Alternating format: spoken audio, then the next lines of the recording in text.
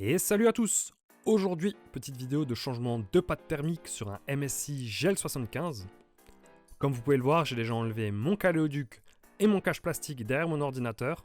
Pour les personnes qui ne savent pas comment le faire, je vous laisse un petit lien vers une vidéo que j'ai faite à ce sujet juste en haut à droite. Et nous, on va tout de suite passer au nettoyage du Caléoduc.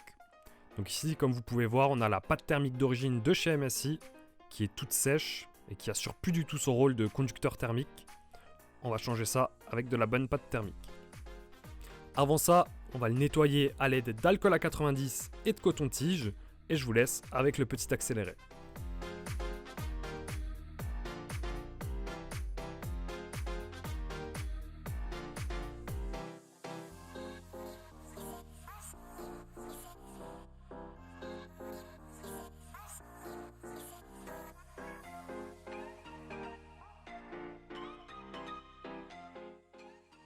Au niveau de la pâte thermique, j'ai choisi de mettre de la MX6 de la marque Arctic. C'est une référence qui est très connue dans le milieu. On a un bon rapport qualité-prix et elle fait très bien le travail. Donc ça se présente sous la forme d'une seringue d'environ 2 grammes. Et on va voir que ça va nous permettre de faire l'ensemble de l'ordinateur sans aucun problème. Je vous laisserai le lien en description pour les personnes que ça intéresse.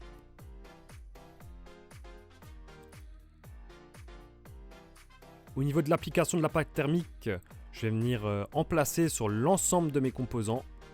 Personnellement, j'ai enlevé les pâtes thermiques d'origine de chez MSI parce que je trouvais qu'ils étaient de mauvaise qualité et je les ai remplacés par de la pâte thermique.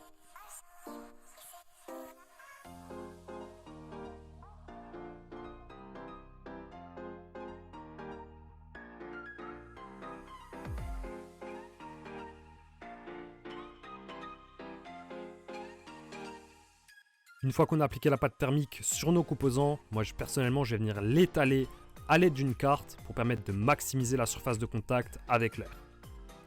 Alors je sais qu'il y a des personnes qui vont critiquer ma manière de faire, mais personnellement j'ai toujours fait comme ça a toujours fonctionné.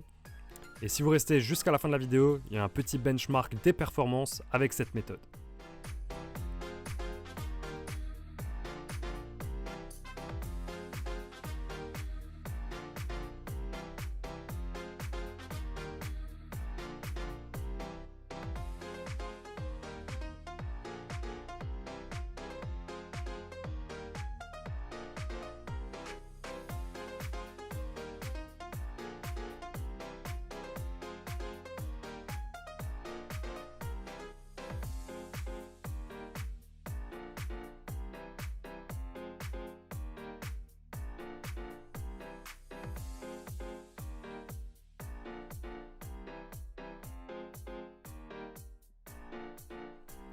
Une fois que vous avez étalé votre pâte thermique, vous allez pouvoir replacer votre Caléoduc à son emplacement d'origine.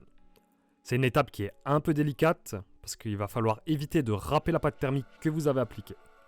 Donc je vous conseille de vraiment prendre votre temps pour bien le placer.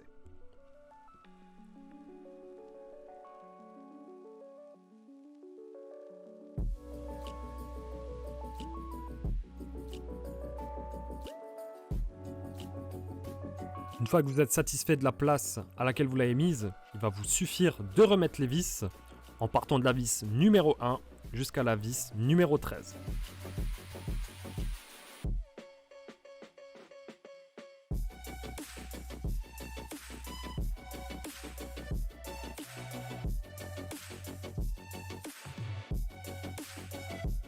Une fois que vous avez placé toutes vos vis, il vous suffira de rebrancher vos 3 connecteurs, de remettre votre batterie et de remettre votre cache à l'arrière de votre ordinateur.